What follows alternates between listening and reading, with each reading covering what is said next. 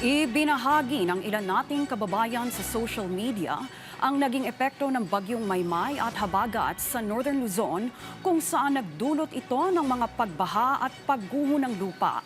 Si Gab Villegas sa sentro ng balita. Makikita sa video ni Reynaldo Rimas La Chica na lubog sa baha ang barangay Madayeg-Daeg sa San Fernando, La Union dahil sa malakas na buhos ng ulan dulot ng Tropical Storm Maymay na pinalakas ng hanging habagat.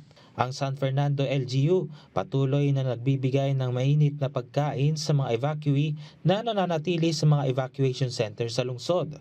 Patuloy naman na nakatutok ang lokal na pamahalaan ng Luna sa La Union sa posibleng epekto ng Tropical Storm Maymay sa kanilang lugar.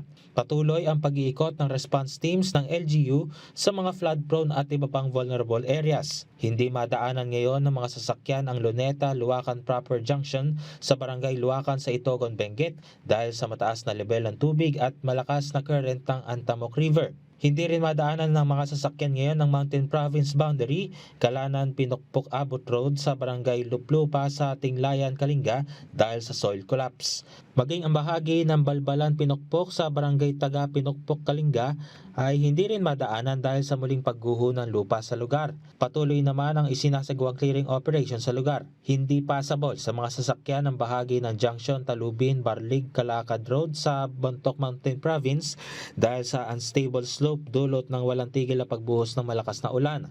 Kaya naman nag-deploy na ang DPWH Cordillera ng equipment sa lugar at nagsasagawa na ng kinakailangan response measure. Umapaw naman ang drainage system ng bahagi ng Baguio Bawang Road sa Barangay Irisan sa Baguio City dahilan para magkaroon ng pagbaha sa lugar. Patuloy ring binabantayan ng DPWH ang lugar kung saan nagsasagawa na sila ng mga kinakailangan flood mitigation measure tulad ng paglilinis ng mga drainage channel at pagsasaayos ng daloy ng trapiko.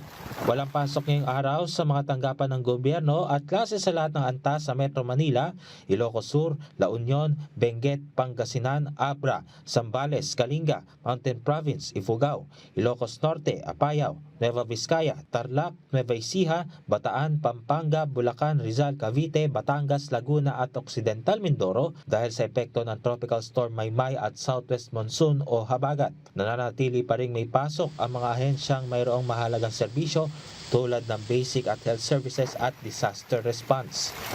Gab Villegas para sa Bayan.